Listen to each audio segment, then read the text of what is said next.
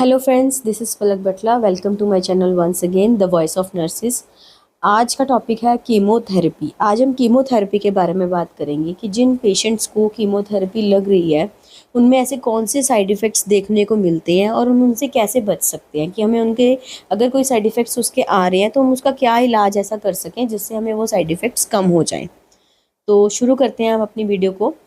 पहली चीज़, हमें इसमें न्यूट्रोपेनिक प्रिकॉशंस लेने होते हैं। कीमोथेरेपी में क्या होता है, जो हमारे WBC सेल्स होते हैं, एक हमारे वाइट ब्लड सेल्स होते हैं, तो वो कम हो जाते हैं। अगर कम हो रहे हैं तो पहली बात तो हम उस पेशेंट को कीमोथेरेपी होल्ड पे कर देते हैं। अगर वो WBC सेल्स कम हो रहे हैं और हम उनको इंजेक्शन लगाते हैं जिससे वो सेल्स का जो रेशो है वो बढ़ जाए। न्यूट्रोपेनिक प्रिकॉशंस का मतलब होता है ऐसे प्रिकॉशंस जिसका हमें ध्यान रखना है कि वो चीज़ के साइड इफ़ेक्ट्स किसी और पेशेंट को ना हो जाए, साथ में किसी और पर्सन को ना हो जाए जो उनके साथ रह रहा है।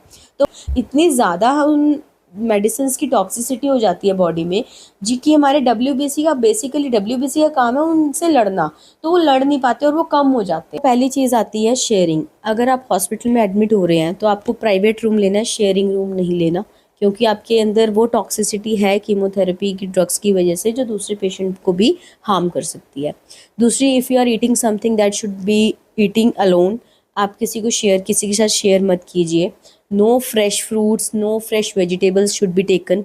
अगर आप जो चीज़ खा रहे हैं वो फ्रेश बिल्कुल नहीं होनी चाहिए। मतलब फ्रेश मतलब ऐसा नहीं होना चाहिए कि अभी ताज़ी ताज़ी आपने पेड़ से तोड़ी और वो खा ली, that is considered as a fresh, तो वो नहीं होना चाहिए। एंड नेक्स्ट मैं बताना चाहूँगी विजिटिंग के बारे में। अगर आपके पास विजिटर्स आते हैं या आप किसी ऐसे एरिया में जाते हो दैट इज़ क्राउडी, बहुत ज़्यादा रशी एरिया है, तो आप प्लीज़ वो ज़रूर अवॉइड करें, स्पेशली तब जब आपके WBCs बहुत कम है। मतलब आपको न्यूट्रोपेनिक प्रिकॉशंस पे रहना है। न्यूट्रोपेनिक प्रिकॉशंस का मैंने आपको बताया, मतलब तो उसमें एक और ऐड ऑन हो जाता है प्रिकॉशंस न्यूट्रोपेनिक प्रिकॉशन के अंडर, कि आपको लिमिट विजिटर्स, आपके पास जो भी विजिट करने आए वो बहुत कम बंदे हों, बिल्कुल सिलेक्टेड बंदे हों।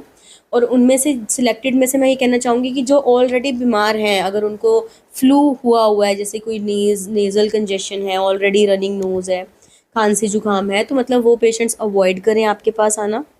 दूसरा, अगर कोई लेडी है वो प्रेग्नेंट है तो वो नहीं आने चाहिए।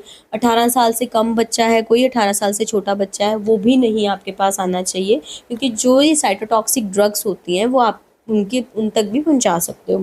तीसरा, अगर कोई आपसे बात कर रहा है तो there should be a 6 feet distance, 6 foot का कम से कम डिस्टेंस होना चाहिए।